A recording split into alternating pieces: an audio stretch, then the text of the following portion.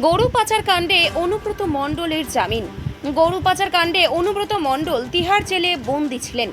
Supreme court থেকে জামিন পেলেন অনুব্রত মণ্ডল। তাই তার পরিবার এবং দলীয় কর্মীদের খুশির হাওয়া বইছে বোলপুরে। বীরভূম জেলার সভাধিপতির কাজল শেখ ও অনুব্রত মণ্ডলের দাদার বক্তব্য শুনুন। দেখুন, আমরা বিভিন্ন সভা সমিতি থেকে সভামঞ্চ থেকে আপনাদের মাধ্যমে আপনারা খবর করেছেন। আমরা দাবি করেছিলাম সব সময়ের জন্য যে অনুব্রত মণ্ডল মহাশয়কে মিথ্যা মামলায় তিহার জেলে আবদ্ধ করা হয়েছে। এটা রাজনৈতিক ষড়যন্ত্র ছাড়া অন্য কিছু নয়। সেটাই প্রমাণিত হলো। মহামান্য সুপ্রিম কোর্ট সেটাই প্রমাণিত করলেন এবং অনুব্রত মণ্ডল মহাশয়কে বেলে মুক্তি দিয়েছেন।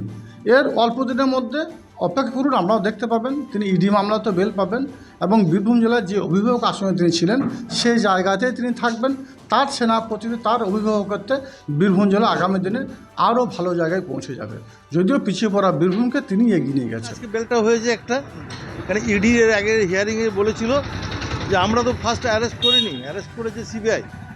সিবিআই বেল পেলে আমাদের তখন হলফনামা আমরা দিয়ে দেবো, আমাদের কোনো অবজেকশন থাকবে। কোথাও কি আশা হচ্ছে যে অনুব্রত মণ্ডল এবার ফিরবে? 100% আগস্টেই ফিরবে, 100% ফিরবে।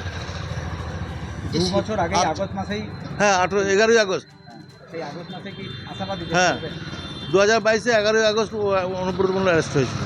আপনারা কি অপেক্ষায় আছেন? 100% শুধু আছি নয়, আমরা চাইছি ফিরবে এবং ফিরবেও। কী করবেন সেটা?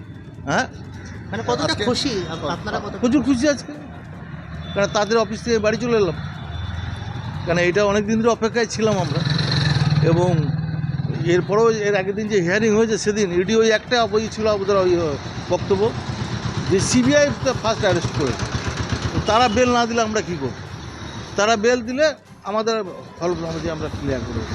শর্ত সাপেক্ষে জামিন পেয়েছে?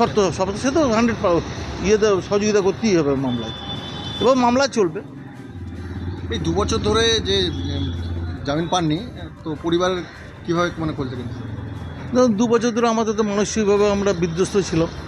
তারপরে বাড়িতে দুর্গা পুজো আছে, গোটা বোঝাটা আমার ঘাড়ে চলে এসছে, এবার আমার তত ক্যাপাসিটি নেই।